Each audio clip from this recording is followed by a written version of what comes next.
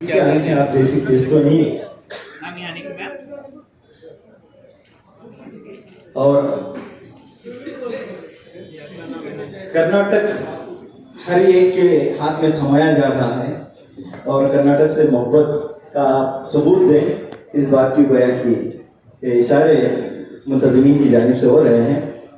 मैं तमाम का मशकूर हूँ कि आपने मकाले पेश किए और स्टेज पर जमा अफरोज अफराद थी यहाँ पर प्रोफेसर पहुँची थी, तमाम का शुक्रिया अदा करता हूँ। और दूसरे सेशन का आगाज़ होता है और जो अहबाब इसके जिम्मेदार हैं मैं उनसे गुजारिश करता हूँ कि वो स्टेज संभालें।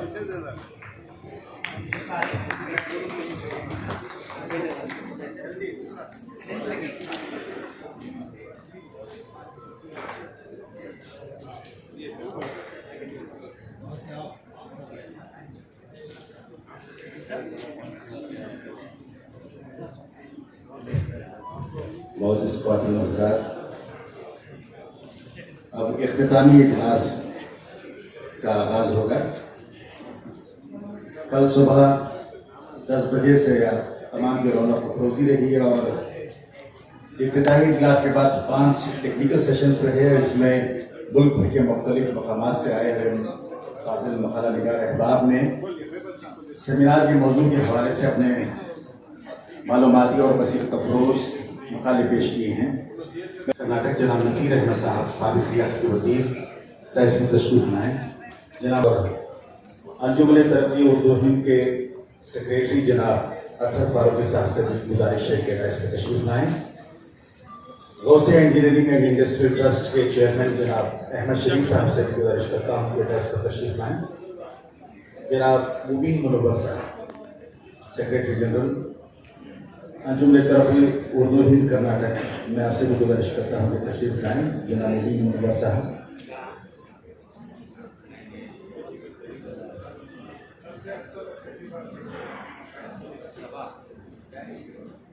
जनाब कबीर नाज़ीम सरगुलो साहब से भी गुजारिश है कि तशरीफ़ लाएँ गैस पर। जनाब सैयद अशरफ साहब,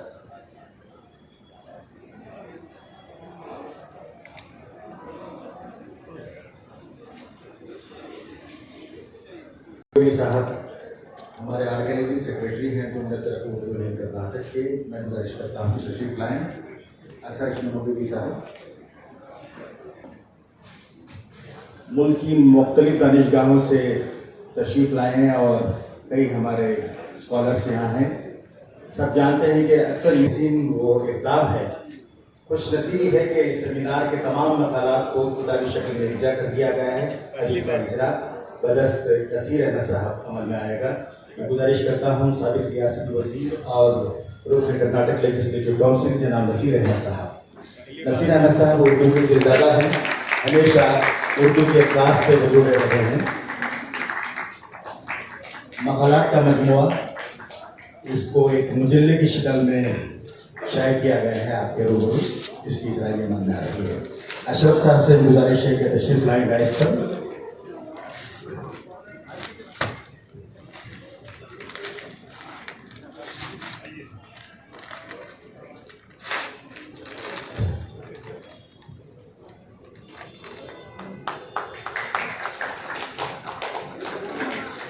आजम भाई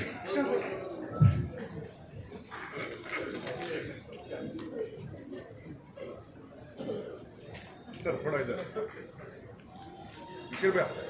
मुबीन अंकल जरा पीछे, तुम्हें भी जरा पीछे आओ। दोनों भी बुक होल्ड कर लो। मुबीन अंकल तुम्हें भी बुक होल्ड कर लो, हमको नहीं। नसीर सर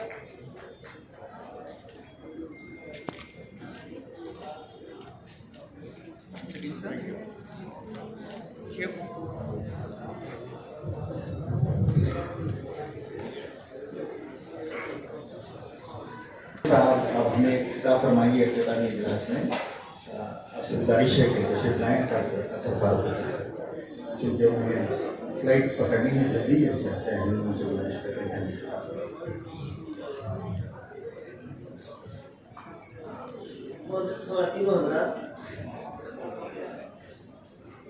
मैं एक मतलब आपके लिए अर्ज़ करूँ कि मेरे लिए वाकई बहुत खुशी की बात है कि जुनूब की रियासतों में जहाँ अंजुमन की हद तक हमें ये लगता था कि हमारी अंजुमनें वहाँ काम नहीं कर रही हैं। हैदराबाद में अंजुमन तकरीबन 30-35 साल से तो बहुत फाल नहीं है। दूसरी जगहों में भी इस तरह का वो है। जो एक नया सूरज कर्नाटक से शुरू हुआ है और वलीउल्लाह शरीफ साहब ने ये काम किया है, तो इस काम को आगे बढ़ाने की ज़रूरत है। कल भी मैंने एक बात पर जोर दिया था और फिर वही कह के मैं अपनी बात खत्म करूँगा कि दूसरे लोग क्या कर रहे हैं, दूसरों को क्या करना चाहिए, इस बहस में हमें नहीं पढ़ना चाहिए। सरकारी इदारे क्या कर रहे हैं, सरकारें क्या कर रही हैं, ये 75 साल से हम बहुत बहसें कर चुके। इससे अब उर्दू की हद तक कुछ नहीं निकलने वाला है। उर्दू वालों को अपने रजाकार इदारों को मुस्तहकम करना चाहिए। सरकारी इदारे जो काम कर रहे हैं वो काबिल तहसीन है, वो जितना अच्छा काम कर सके हमें उनकी सताइश करनी चाहिए, लेकिन हमें अपने इदारों को मुस्तहकम करना चाहिए। दूसरी जो अहम बात है वो ये कि आप रोज़ाना सेमिनार करें, रोज़ाना बहसें करें। आप में से कुछ लोग जो फिदायीन हों वो अपनी सारी जायदादें बेच के लगा दें, 1000 करोड़ रुपया आप खर्च करें, उससे कुछ नहीं होगा। तो जब आपके बच्चे स्कूल के निज़ाम में उर्दू की तालीम हासिल करेंगे तभी उर्दू का हमजहती फ़रोग़ होगा। जिस ज़बान का हमजहती फ़रोग़ नहीं होता है वो ज़ुबान मज़हब तक किसी दूसरे एक शोबे तक मखसूस होकर रह जाती है। संस्कृत का अंजाम हमारे सामने है, मैं नाम नहीं लेना चाहता, दूसरी बहुत सारी ज़बानों का अंजाम हमारे सामने है। हुकूमतें ज़बान को नहीं बचा पाती हैं। कुछ देर तक वो अगर तमाम तर हुकूमत की सरपरस्ती हो तो कुछ देर तक वो कुछ मदद कर सकती हैं। फारसी की मिसाल हमारे सामने है, एक तरफ संस्कृत की मिसाल है, दूसरी तरफ फारसी की मिसाल। इसी तरह बिल्कुल आपके सामने अंग्रेजी की मिसाल है कि उसका एक तूफान बढ़ा चला आ रहा है। किसी हुकूमत की कोई सरपरस्ती उसके साथ नहीं है, लेकिन आप में से कोई ये रिस्क नहीं ले सकता कि इस ज़माने में अपने बच्चे को स्कूल में अंग्रेजी ना पढ़ाए। तो आपकी ज़बान का हमजहती फ़रोग़ उस वक्त तक नहीं होगा जब तक उर्दू स्कूल के निज़ाम का हिस्सा नहीं बनेगी। मैं यही बस बात कहनी चाहता हूँ। ये इस तरह के सेमिनार होते रहे, बहुत अच्छी बात है। उबैदुल्लाह शरीफ साहब से मैंने दरख्वास्त की है और ये पहले उनका मंसूबा था कि यहाँ रियासत कर्नाटक में जो स्कूल है उसके ऊपर वो एक अच्छी रिपोर्ट तैयार करेंगे, जिससे ये पता चलेगा कि अब तक स्कूलों की क्या हालत थी, लेकिन उससे ये भी पता चलेगा कि हम और क्या करें कि जो हमारे स्कूल बेहतर हो जाए। वो एक इस तरह का वाइट पेपर होता है तो वो उस तरह का एक डॉक्यूमेंट सामने आएगा। तो मुझे उम्मीद है कि ये एक अहम काम यहाँ की शाख करेगी। मैं एक मरतबा फिर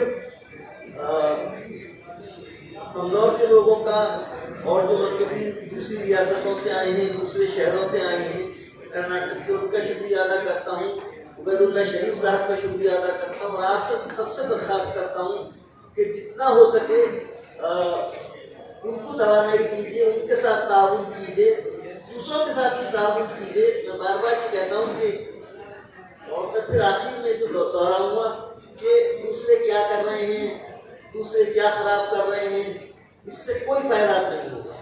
अंजुमन की शाख यहाँ बन गई है, उबैदुल्लाह शरीफ साहब हैं, इसे हम जितना अच्छा चला सकते हैं चलाएं, इसी में हमारी कामयाबी है। बहुत बहुत शुक्रिया।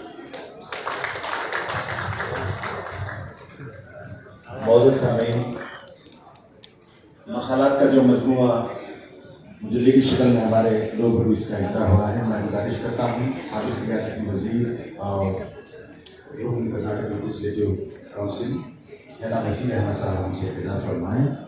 आपने हमेशा नसीर साहब ने अपने सियासी करियर में और पब्लिक लाइफ में, उनके तरक्की में उर्दू के तहत अमल को हमेशा उन्होंने इसका एतराफ़ किया है। उर्दू के अखबारात का, उर्दू के मीडिया पर्सनालिटीज़ की खिदमत को भी उन्होंने हमेशा सराहा है। नसीर अहमद साहब खुद उर्दू के तालिब मिल रहे हैं, उर्दू के कहीं अच्छा सा एक मंसूबा